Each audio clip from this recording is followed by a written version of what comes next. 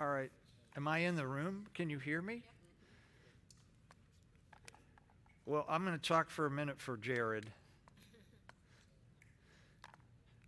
My wife and I took Jared and his wife out for dinner. Was it Friday? It was Friday. We had a blast. And let's just say, sometimes you meet a young man who like got a hole in one, so to speak, or hit a home run or whatever.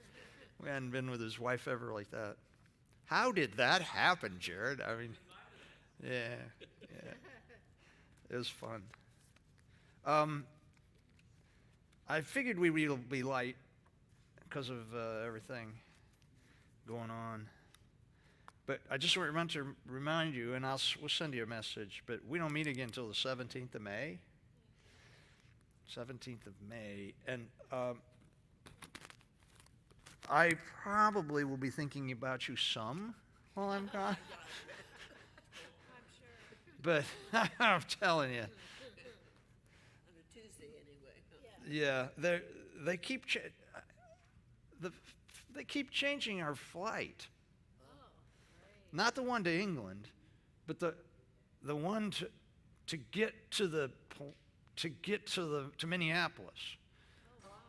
And I was under the initial impression that we left at 4:30 to go to Minneapolis on Easter Sunday so I could be a part of the Easter services. It's at 9:30 now or something. No, it's 11:30. 11:30 in the morning. And I looked I was given a schedule, and they're doing this podcast thing between the services. And I was on the thing to talk to the congregation on the podcast about Grace Kids Camp.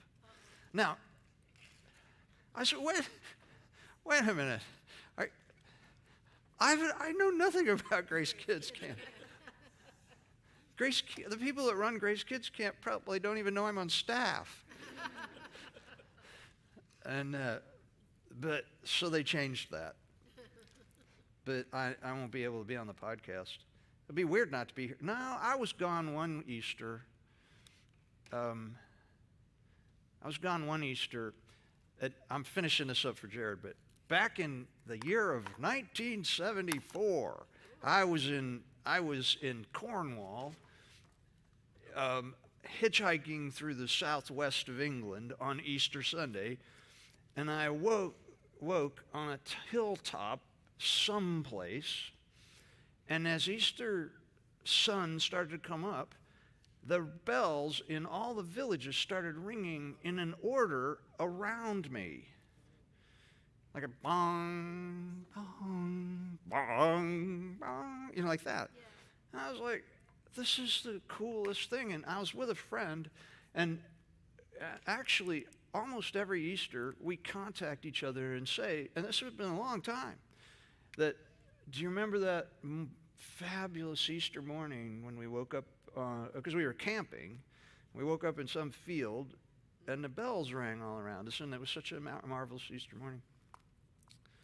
Fast forward to 4 years ago, Jennifer and I were in England again, and we weren't even close to Cornwall, and we wake up, guess what? The bells started ringing all around us again.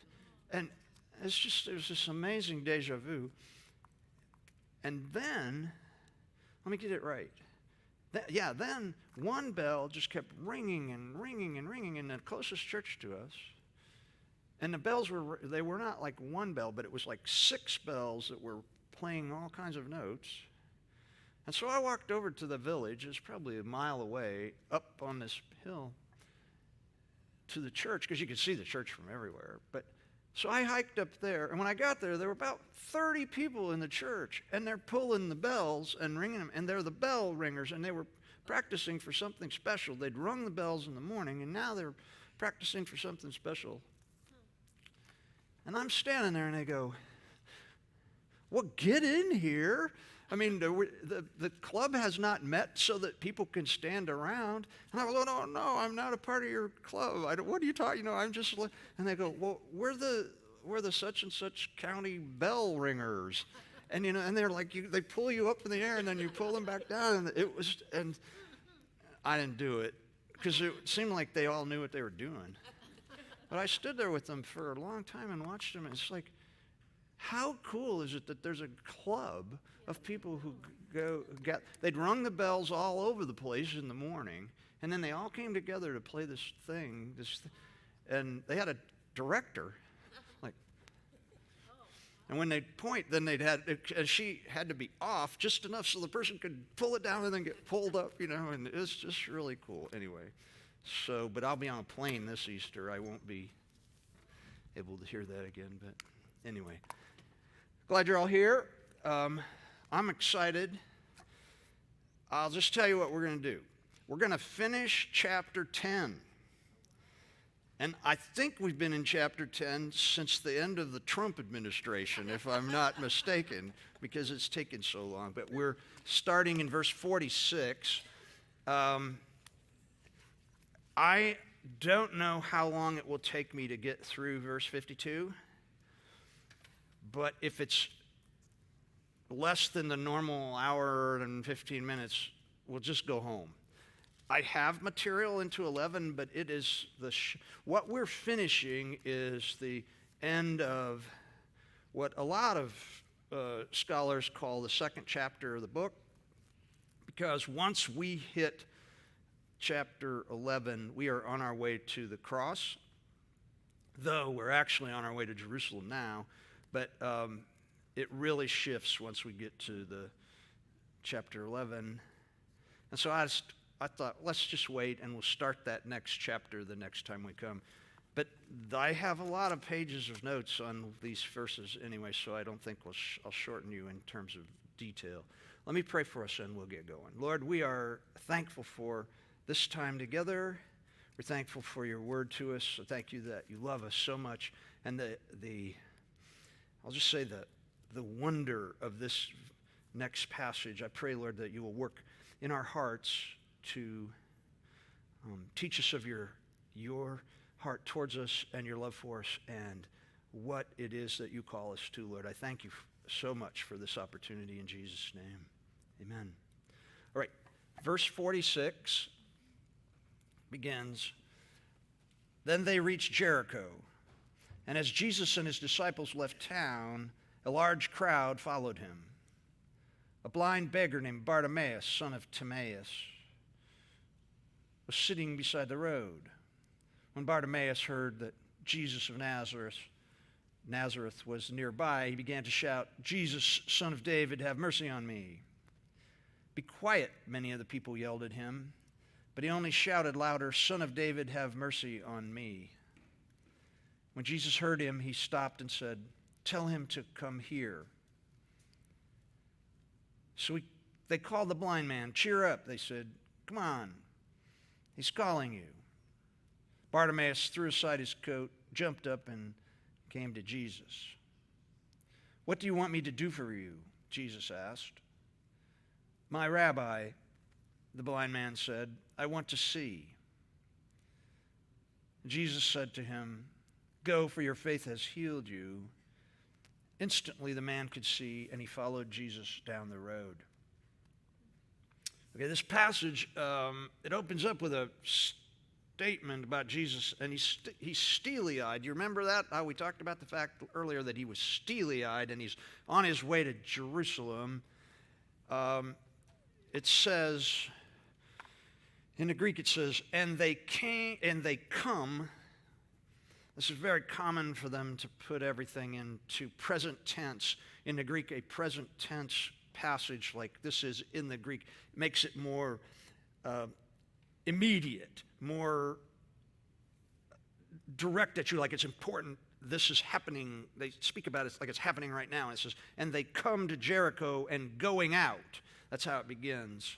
The Jericho was on the main road westward from the area east of the Jordan.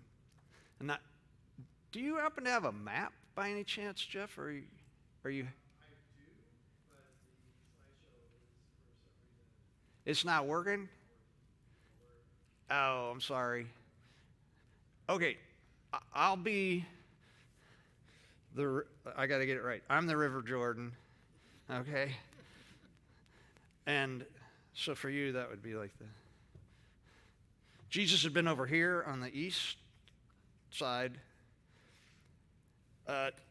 He's on his way to Jerusalem, which is over here. And Jericho's on the main road that's going westward. By the way, any place in the Bible where people are going to the west, they're going in the direction of God's will. And if they're going to the east, they're going away from God's will. So when you see directions, that's always the case. This is why when Adam and Eve are thrown out of the Garden of Eden, there's an angel put at the eastern gate, because they're sending them to the east, away from. You see what I'm saying? This is true all the way through the book. Anyway, Jesus is on his way this way. He's going westward. And Jordan is 15 miles. It's kind of northeast of Jerusalem, like up here. It's 5 miles west of the Jordan River. So it's a 20-mile trip, which is how long? A 1 day's journey. Once you cross, that's a 1 day's journey, 20 miles. And so they're 5 miles out, and they're 5 miles or 6 miles, 6 miles north of the Dead Sea. So if you can get that if you've got a Bible or a map in your Bible, I'm sure it'll show you where that is. It's not, the Jericho here is not built on the same exact location as the Jericho where the walls fell down. What they probably did, which is very common in the ancient world, was when the walls fell down, the people that moved into that area started using the stone to build things other places. Because it's a lot easier to use stones that were cut for something else that have crumbled and haul them away. So Jericho is not the same town. They've not rebuilt this town. Now, but this particular place, this Jericho, and this is important to the story, it was an oasis. And it's in the middle of a very rough terrain area. And in fact, it was such a beautiful oasis that Herod the Great, and you remember Herod the Great is the king who had been the father of the Herods that are ruling now while Jesus is there. So this is a generation before. He'd built a winter palace in that area during his earlier reign. And what had happened was when the king builds a palace in a town, it suddenly needs all kinds of other stuff, and it had had a resurgence of importance, and it was fairly well-to-do. It had become some place of importance at this time, and Mark pictures Jesus as just traveling right through the town. The way he talks about it is it's like he comes in and he's just going through. And I think most likely it's a way to amplify Jesus' earlier strong intentions on getting to Jerusalem quickly. And that's the reason that he talks about that. But I just have to say that if you read Luke chapter 19, you'll find out that on his way through Jericho during this trip is when he met Zacchaeus. Because Zacchaeus, who's a wealthy man who lives in Jericho, is in a tree when Jesus comes through, and Zacchaeus convinces, what was this little song it goes, I'm going to your house today. That, you remember the little Zacchaeus was a wee little man song? And that happens there in Luke 19. And so we know he was there for some part of the time, because he stays with Zacchaeus. We don't know exactly how long he stayed, but his intentions were still to go right straight through. For some reason, and I think maybe we always have to remember that Peter's recollections that Mark was translating, he probably,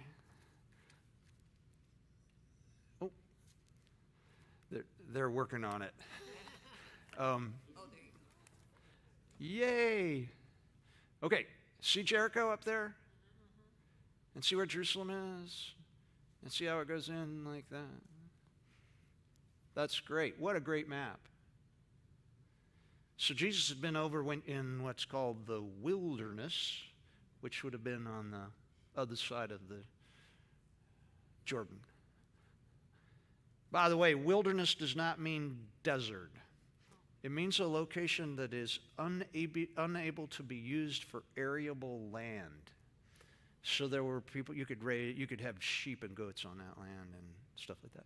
So anyway, Beth, that's where they're up there. They're up there.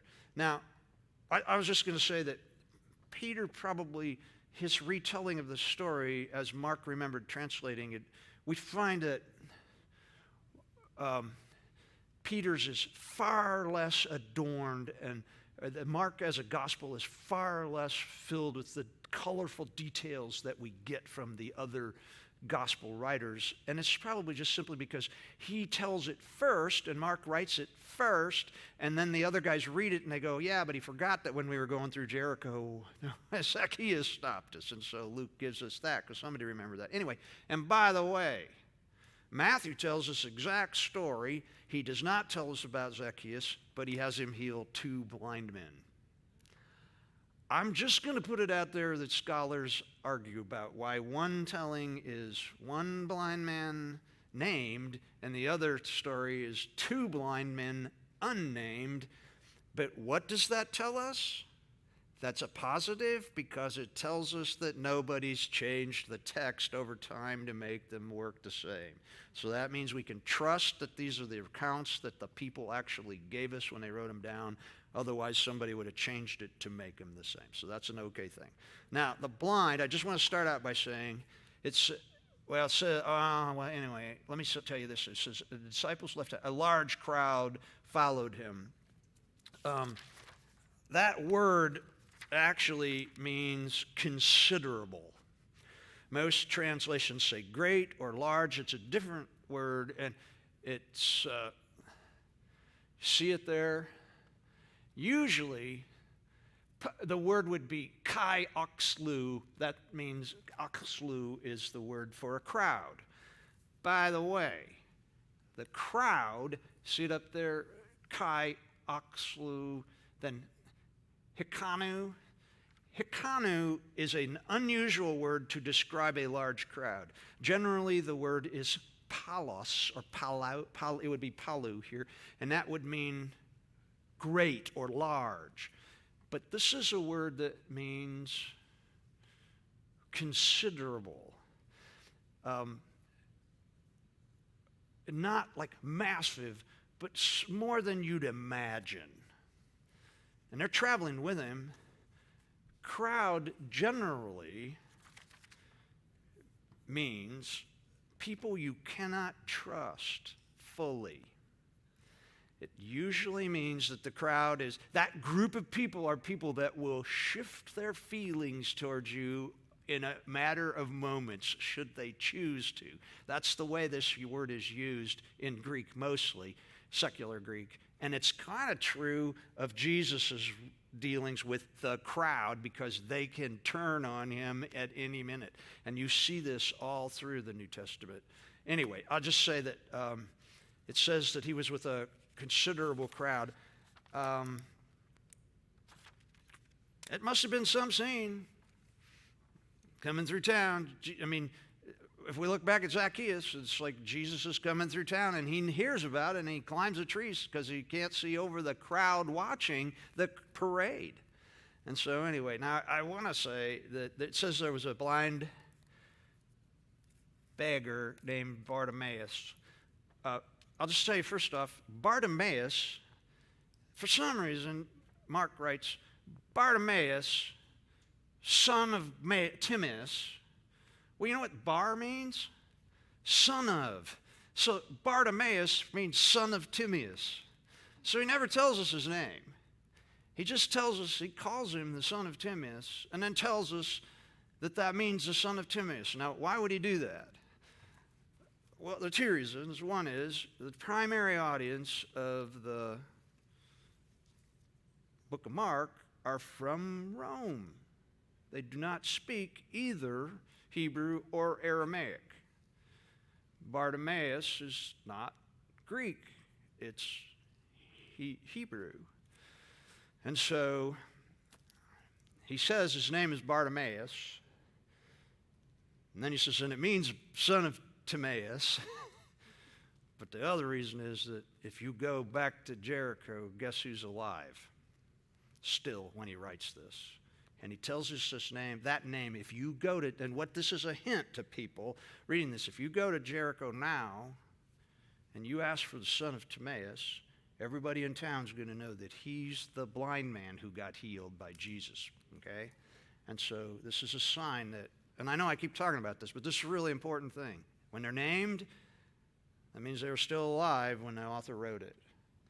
This is called the testimony of the eyewitnesses, is what this means. Testimony of the eyewitnesses. All right. Okay. Oh, and by the way, we need to talk about blind people. Blind people were protected under Mosaic law.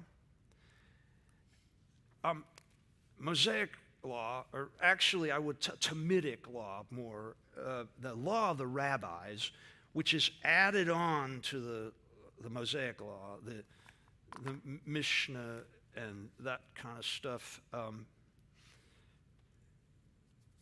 It made, they had a system to tell you who was allowed to legitimately beg.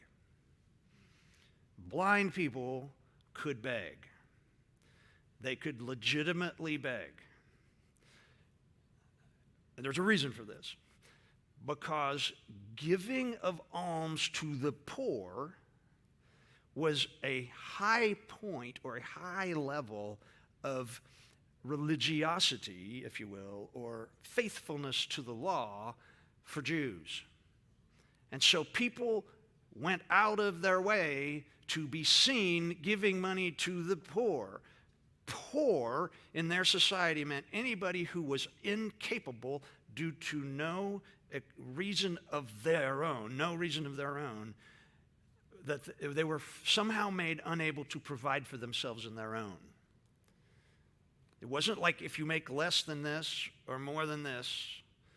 It was if you could not produce on your own enough to take care of your part of your family's needs, you were poor. And then a certain hunk of those poor people were deemed able to beg. And everybody wanted to give to people who were deemed able to beg because it made them look pious. Bartimaeus was probably making a good living because he was on the main road through Jericho. He's blind, so he can actually go out and beg. And there were lots of rich people there, and this is a Jewish town on the road from the east into Jerusalem. I'm pretty sure that he was doing just fine, okay? Now, I will say this. For some reason, it was no shame to be blind on the surface. People who were born blind were illiterate because Braille hadn't been invented. And they never made any attempt for anyone who was born blind to teach them the law because they felt there was some sin somewhere in the family that brought about a blind person. You know, we've talked about this before.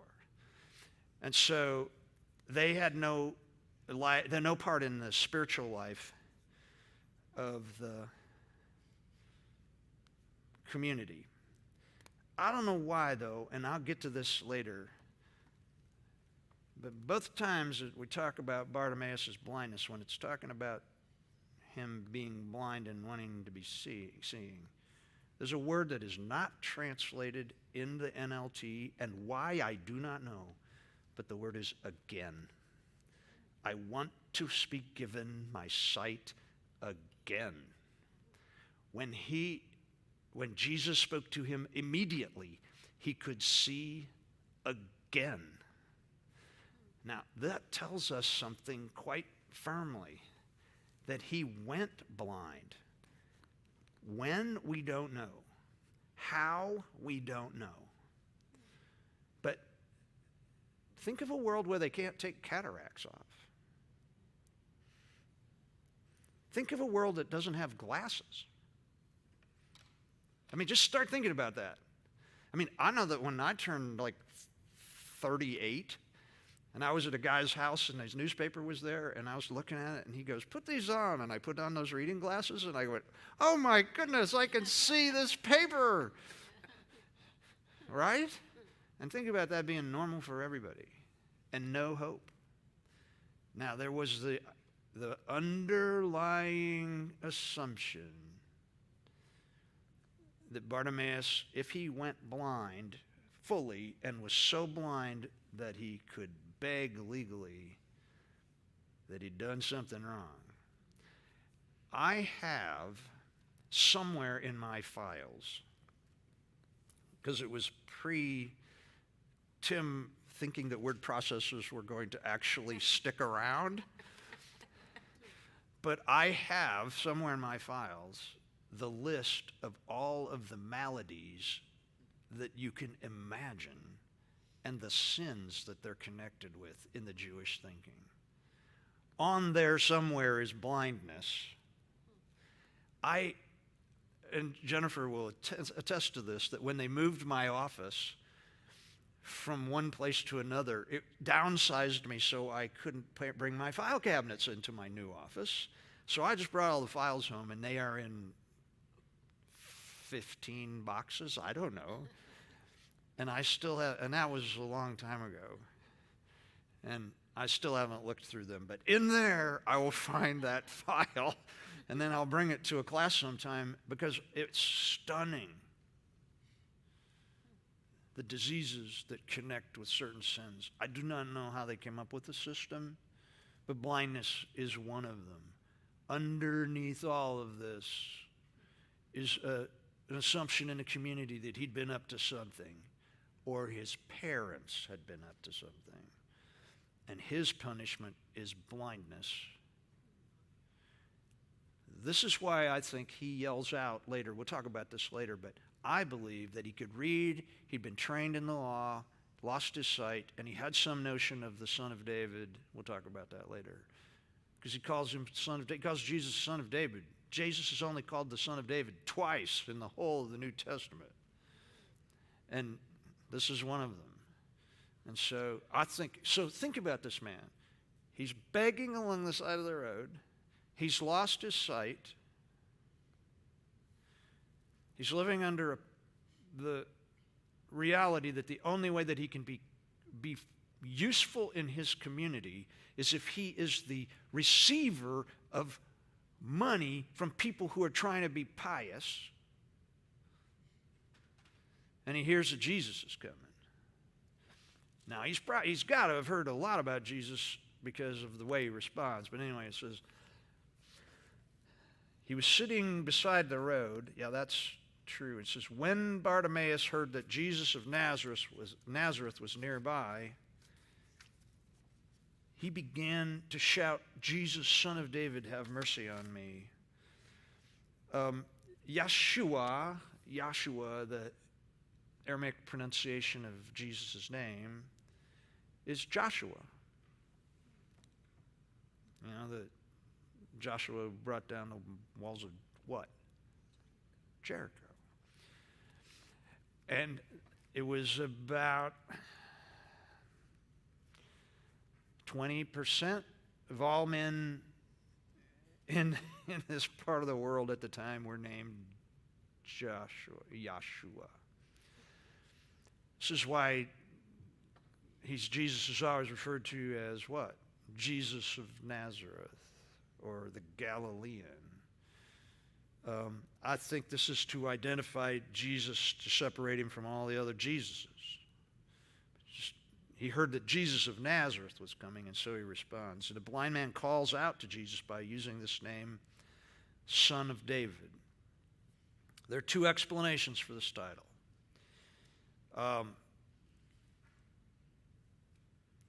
The first one is that by this time in the history of what was happening in I would say, the apocalyptic milieu, you know, the messianic fever thing that was going on then, that by this time, this term, Son of David, had become synonymous for the word Messiah. And if Bartimaeus was calling out Son of David because he thought that Jesus was the Messiah, that's a possibility. That is a possibility. That he had heard enough about Jesus, and people had said so many things about him, though he'd not been in Jericho before. Everything that he'd heard had been heard through the grapevine, I suppose.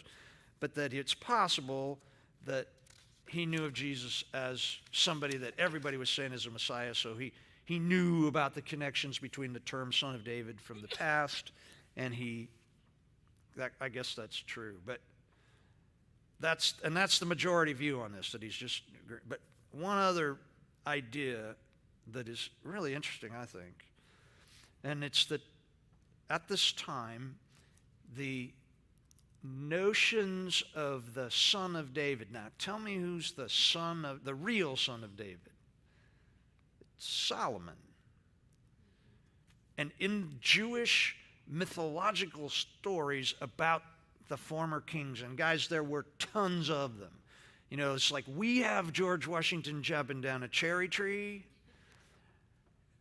Right? Everybody knows that story, don't they? Yeah, okay. But did that happen? I don't know. I think my dad and I one time were in Williamsburg and somebody showed us the original axe that he used, but it had 2 new heads and 3 new handles. But that's neither here nor there. But the point is this, it's mythology, and one of the great mythologies of the first century about the Son of David, Solomon, was that he had great magical and healing powers, and he used them all the time for his Jewish people. And if he yells out to call Jesus by the name Son of David, he was publicly claiming that Jesus, like Solomon, had the power to heal him. And this was a call, this was like, he'd heard that Jesus was what? He was a miracle worker. And so he referred to him as the most popular miracle worker in all of Jewish thinking. And his cry, by the way, when he says, have pity on me, what's it say in here? Son, have mercy. Okay, the word is pity. It's not a cry for mercy, because mercy is being kind to someone in the midst of their struggle. It's actually a cry for healing, straight up. There it is. Oh yeah, there it is. Elasion, see it over there? He wants to be healed. And I don't blame him. He's probably thinking, this is my last chance to get to see again, because he's heard that Jesus has done this. And I just want to say one thing. Let me back the boat up a little bit. The last time in the book of Mark that we had Jesus heal a blind man, it happens right before Peter. Jesus asks him, who do people say I am? And Peter says, you are the Messiah, the Son of God. You remember that statement? Right before that, the very thing that happens before that is when Jesus heals a blind man. And that's when Jesus spits on the guy. Remember, he spits on him, and then he rubs his fingers in it, and then he lays his hands on him. He goes through all those motions, and he heals the guy. And then right after that, Peter declares that Jesus is the Messiah. This is a blind man gets healed. But Jesus doesn't, we're going to see, he doesn't do any of that other stuff. But a blind man gets healed. And the very next thing is that crowd that was following Jesus and the people in Jerusalem all welcome him into Jerusalem as what? The Messiah, the one who's come to save us, who's been sent by God. Those do not happen by accident. A blind man, someone who cannot see and doesn't know what's happening in the world fully, comes to sight, and then Peter comes to sight about who Jesus is. A blind man who can't see and doesn't know what's going on in the world comes to see what is going on in the world, and then the crowd figures it out and comes to sight and calls Jesus by who he is. This is not an accident. I think it's cool. It preaches, but I don't know when I'd preach that one. But anyway, on we go. it says, and Mark says, it says literally, because many rebuked him that he should be quiet. In the NLT, be quiet, many of the people yelled at him. That's probably okay. Rebuke is the same word that we get, when Peter rebuked Jesus, Jesus rebuked Peter, the disciples rebuked the parents with children. Everybody's rebuking everybody in here, They're just telling them to stop it. Stop that. They're getting mad at him. And now, we are not told who does this rebuking. It just says they. Or literally, it says many rebuked him. That's a lot. Some scholars say that the disciples would not have done this rebuking again because they were still smarting from when they told the parents not to bring their children to him. Others say they didn't learn anything through that, and sure, it was them rebuking him. Mark doesn't tell us who, only that the people found his noise. Now, we have to figure this out. You have to think about it. Remember, Zacchaeus had to climb a tree to get to see Jesus as he was going through because the crowd is too tall, too thick.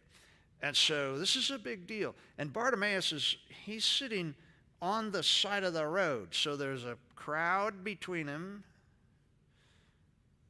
and there's an entourage moving by, and he's yelling. He's yelling. And so they find the fact that this blind man, who is of no count spiritually, remember? Who has no part in the life of the Jewish world, is trying to get a hold of the great prophet Jesus.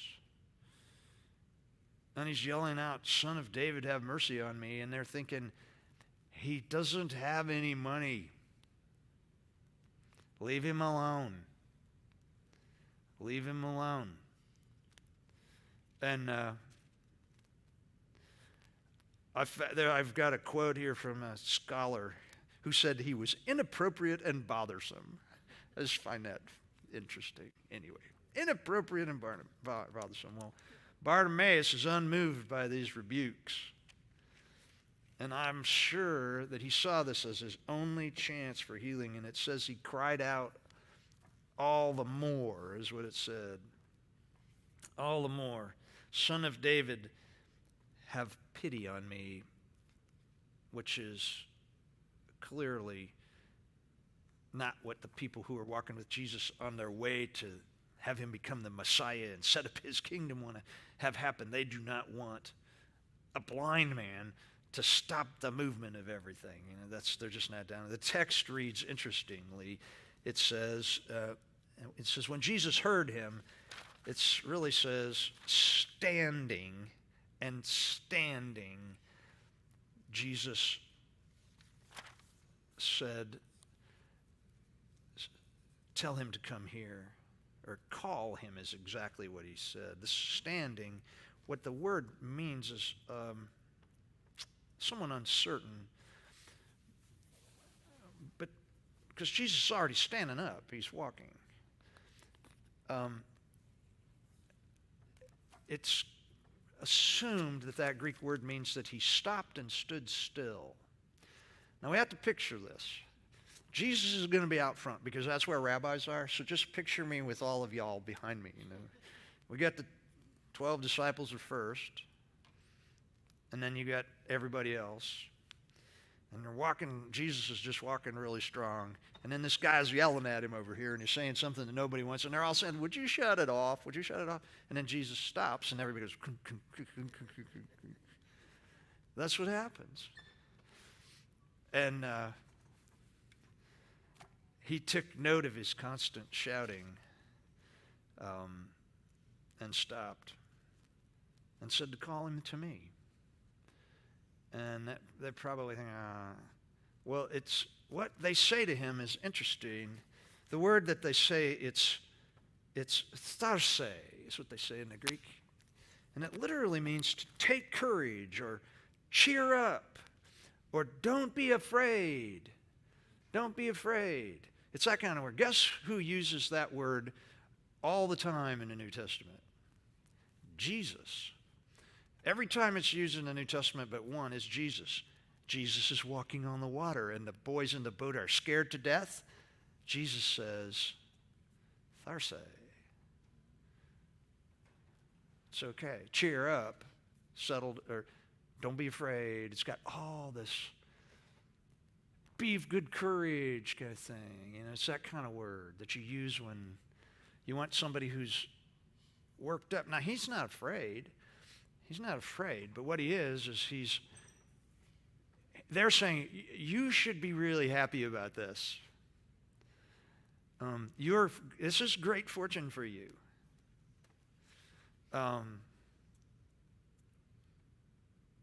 But here, Jesus doesn't say it. The crowd says it to him. And it's a way to tell this blind man who can't see what is going on. Remember, he can't see what's going on. He's just yelling and there's a crowd. It's a way to tell him that Jesus has noticed him and he's stopped. And he must have been far enough away from Jesus, or else there was enough of a commotion that he couldn't hear Jesus say that. Because what happens next, they tell him to rise, is what they say. Rise.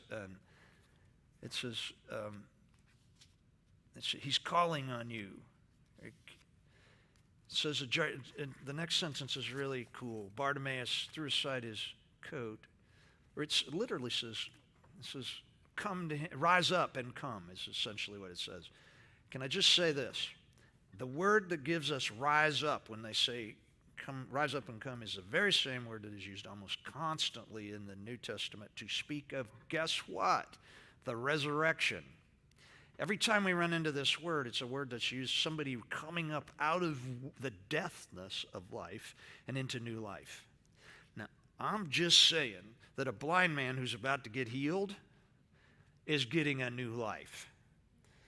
And they say, it's good, come on, rise up. He's calling you. Now that's just an amazing thing, right? Out of where you are. And Bartimaeus' response is absolutely perfect.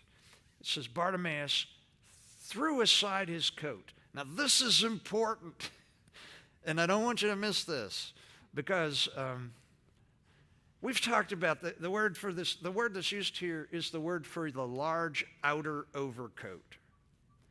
And we've talked about this in the class before, that those were the ways that most people had one, and it identified them in the community because they wore it till it wore out. And so everyone was handmade and they all looked different. And so you knew a person by their coat.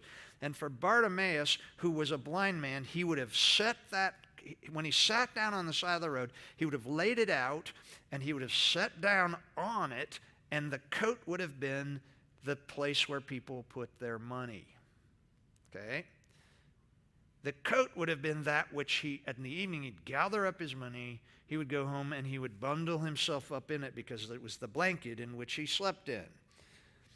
The coat, if it was warm and he didn't need a blanket, he would roll it up and sleep on it so nobody would what? Steal it. And when he put it on and was walking through town, everybody could tell from 100 yards away, here comes the blind man, or there's the blind man on the street corner. Why? Because they could identify him with this coat. He gets, and this is an important detail, it says leaving his coat aside. What's he doing?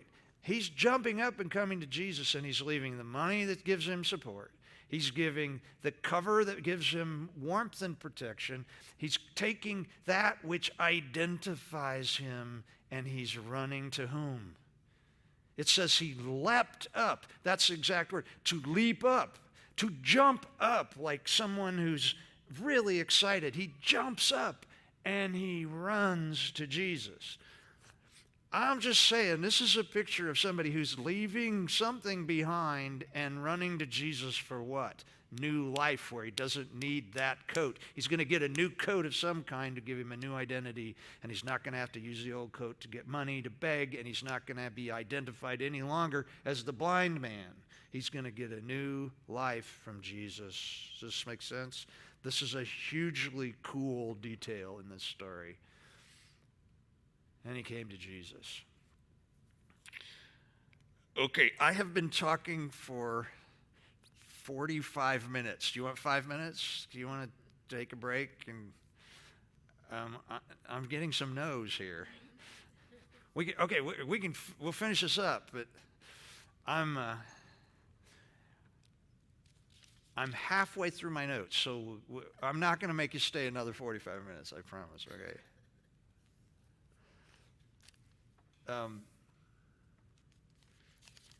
Next sentence is, what do you want me to do for you?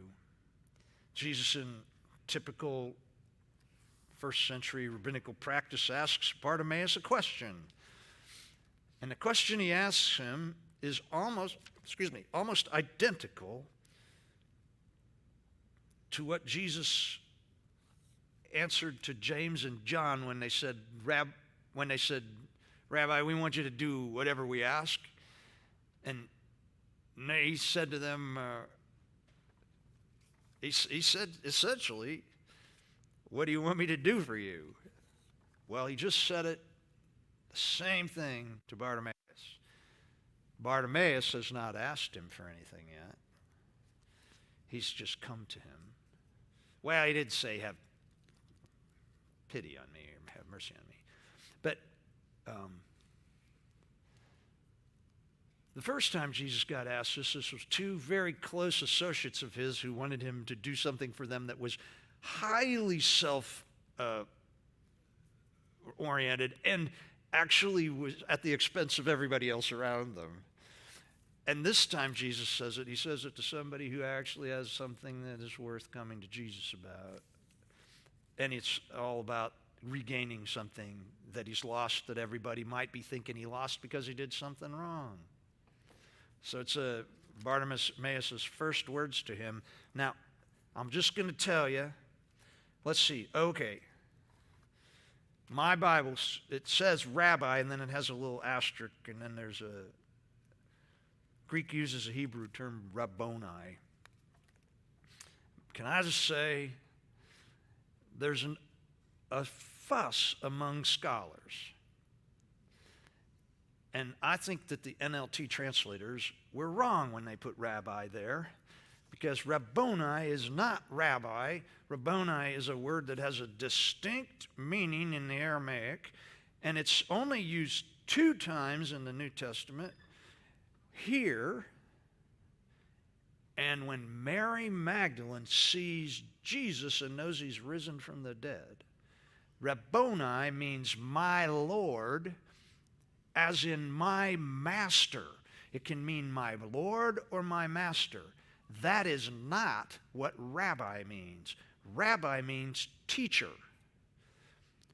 To call someone by that phrase, that word Rabboni, is to make a grand statement about who you think they are. Now, I'm just saying, he uses a term that the entire early church will adopt as the appropriate Aramaic word to call Jesus post-resurrection. My Lord, my master. Now, kurios is the word that we get in the Greek that translates that Rabboni. But nobody calls Jesus Rabboni until here. One person says it,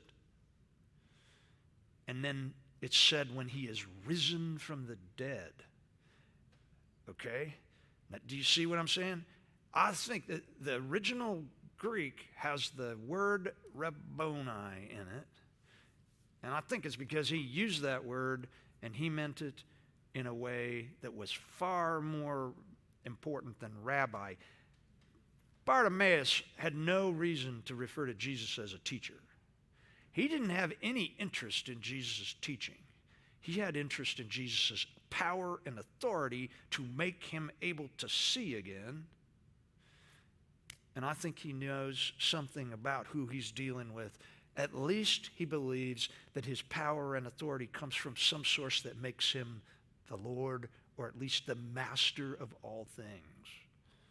Does this make sense?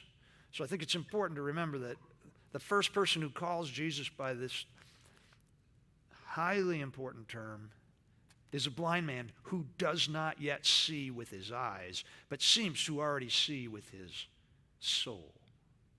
Okay? Okay. Now, I'm just going to say that lots of scholars disagree with me on that. And R.T. France is like the man. He's the man. He disagrees with me. And he even sends us to Bauer, Arndt, and Gingrich, which is Bauer, Arndt, and Gingrich is the big Greek dictionary. And anybody carries one around with them all the time, you know. I have one. I don't carry it around. And he sends you to an article in there, and I think they're wrong too. Okay? I'm allowed to do that, okay? Because you've heard me use the word Dr. Cranfield. He agrees with me, and I think he's more spiritual than the rest of them, so we'll just put it at that, okay? I think this is an important moment. Anyway. And then when his answer is, he says, what do you want me to do for you? And he says, Rabboni. He says, I want to see again. That's what he says. I want to see again. Okay? You can write that in your Bibles. It's in the Greek. Again is in the Greek. There is no question that it's there. I don't know why they left it out. You know, that I've told you that my second year of Greek was under Grant Osborne, who's the editor of this New Testament, and that we translated 1 Peter together for my whole year of second year Greek. I've told that story before, but he passed away suddenly just a few years ago, and I can't get in touch with him anymore to say, what were you thinking when you let that one get by, Grant? Anyway, because that's a big difference. It's a big difference between I want to see and I want to see again. Anyway,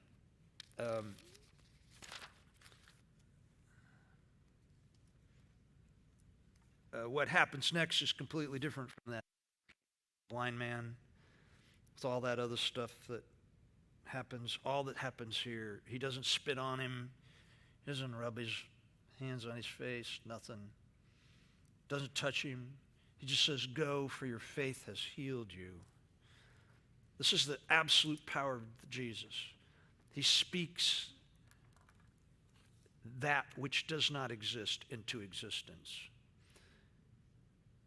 When John tells us that everything that was created was by the Son of God in the first part of the Gospel of John, and we go back and we look at the story that tells us about the creation of the world, the most important thing that we need to keep in mind is that it all happens because God speaks it into existence. Jesus here speaks his sight into existence. Once again, we see his authority and power in a way that expresses his Godhead, that he is part of the Godhead. Now, the word that gives us faith, and we have to be careful with this, and you know this is I'm sure you're tired of me talking about this, but the word that gives us faith is pistos. And that word can be belief or faith, either one. I am of the opinion that we have to be very careful in certain instances when we decide to go one way or the other. Can you imagine if Jesus had been quoted in this as saying go, telling him to go home, or essentially just you can go because your belief healed you. Now, how would we react to that? It's like, what did he believe? What did he believe about Jesus? Well, I could tell you what he believed about Jesus. He believed that he was someone who was worthy of the name Rabboni, and that he was somebody who he felt had the power of the same as Solomon in his mind to heal and work miracles. And he believed that if he got in touch with him, that this man could give him his sight back. He believed all of those things. But it's really difficult for us to think about the fact that he believed all of those things equates to the fact that Jesus would heal him.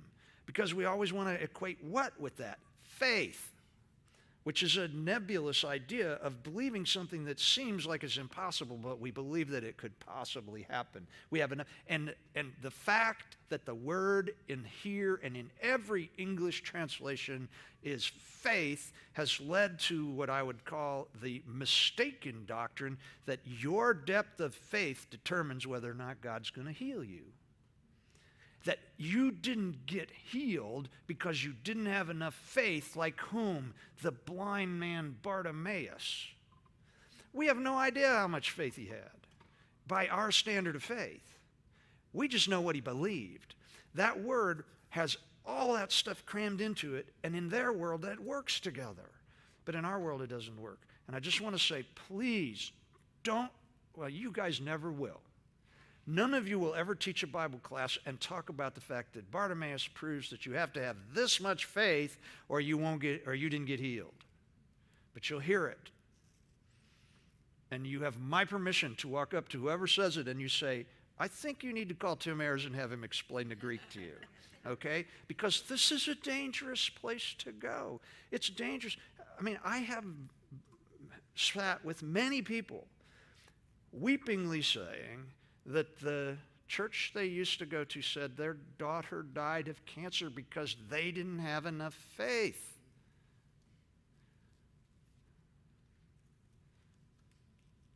This happened to you because your faith is not great enough. And you guys have heard me go off on that whole thing. That we weren't even created to have faith.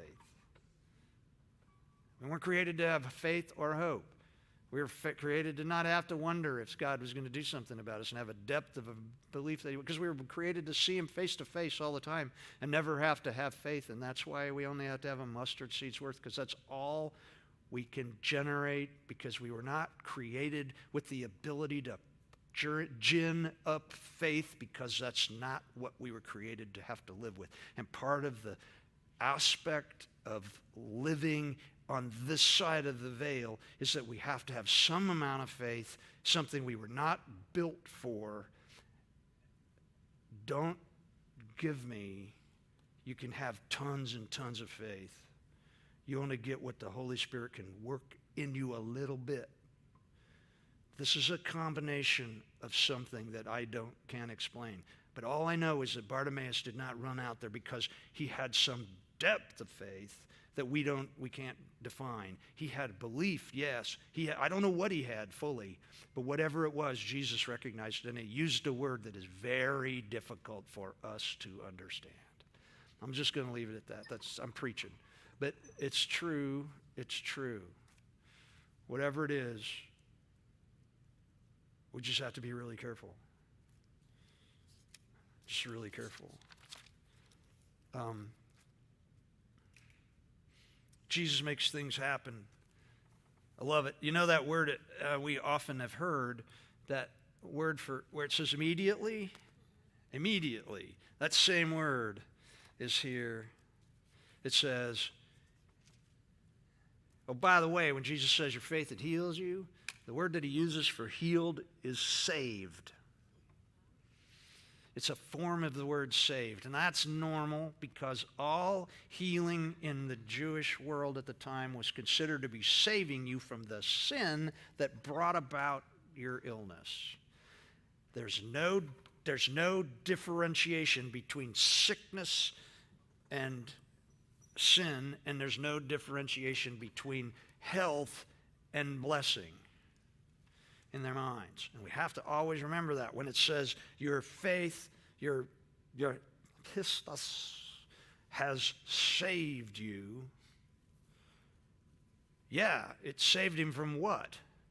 That life that he had with blindness, and it saved him from the sin that was marking him, or that people might have thought he did this to become blind, and it saved him from all kinds. It saved him from being irrelevant in the spiritual world of a nation that is all about your connection to the temple. And guess who can't go into the temple? Blind people can't go in the temple. Think about it. What he gets back, when it says he saved him,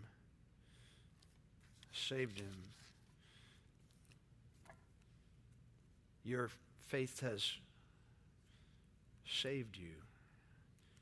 It says instantly, that's that word, that he jumps up and he can see. And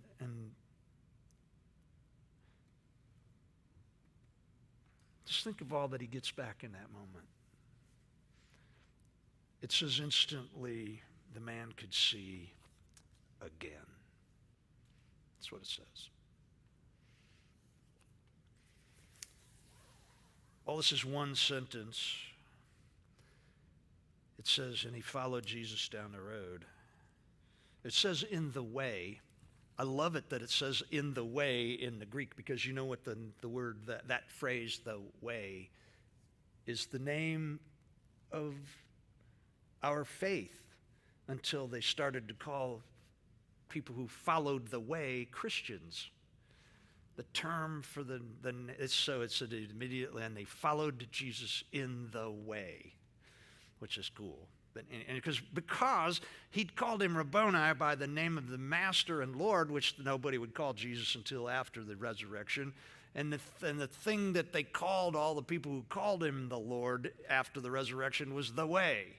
And so here he says it, and then he follows him in the way. And I don't think that's a mistake. I'm sure Peter preached that way, and that Mark wrote it down that way because it made great sense to his first century readers. Okay? I'll finish up here. We never hear anything else about Bartimaeus. Clearly, he didn't go back and get his coat. It's still there with whatever he gathered. He just followed it. I mean, we get that from this story. And there's so much in this. This picture, and this is not a template for anything, but just think about this. We're talking about spiritual things. Now let's just go spiritually for a second. Somebody's blind spiritually. They hear about Jesus. They seek him out with fervency. They have some kind of interaction with him, and they receive salvation, and they follow Jesus. And that just sounds like somebody becoming a Christian to me. I'm just saying. When somebody realizes that what they've got going on is just not working, and then they hear something about Jesus, and they want to make sure that they understand it, and when they do, they get what? Saved, and they follow Jesus. Now, that's not a template. It's just interesting to me how Bartimaeus just perfectly exemplifies all that Jesus wanted to see in his disciples, which is fervently coming after him and calling him by who he actually is, and giving him the kind of respect and love that name Rabboni deserves, and then to follow him and leave everything else behind. And didn't we just have that story about the man who was given that option to leave everything behind and follow Jesus, and he chose not to? Well, this is maybe the happiest verse in the Bible, or at least in Mark. I'm just saying. Just think a minute, it shouldn't surprise us that just before Jesus enters Jerusalem for a week leading up to his crucifixion, and I got to be honest, there's a question about whether it's a week or 6 months. We'll talk about that in May, okay? But we meet a man who shows us exactly what Jesus is looking for in a disciple. The disciples had let Jesus down when they were upset about who gets to be the greatest. And then somebody who is the least, a blind beggar, gives Jesus hope. And he shows us how to escape the spiritual blindness that so overwhelms so many of us. He acts in faith. He pursues the one who is worthy of deep belief. and he follows closely once Jesus has saved him. I think that's cool. I think this passage is really cool. This short moment in Jesus' life can give us hope for anyone coming to faith. All that is needed is a sense that something needs correction and awareness that Jesus is always passing by and he will stop if we call out to him. I think that's the good news. I think it's the good news. And all wrapped up in the way that Mark tells it and the way Peter told it are hints of the coming glory of what it is to be followers of Jesus post-resurrection. That's great stuff. It's great stuff. It's a great way to end the chapter in Mark. And so, guys, that's good. I will see you on the 17th. The next story, actually, the next thing, we're still heading to Jerusalem. We're still heading to Jerusalem. But on the way, in Jericho, where the walls came tumbling down one time, something really different happens. And this time, it's even more important because it changes everything about a man's life. And it's all because of Jesus. That's cool. All righty, guys. Thanks. Thanks so much. And I'll see you next week. Or, no, I won't. I'll see you next month. I'll see you next month. I always say, but please don't forget about me in the meantime, okay? Please don't forget about me. Thank you. Thank you.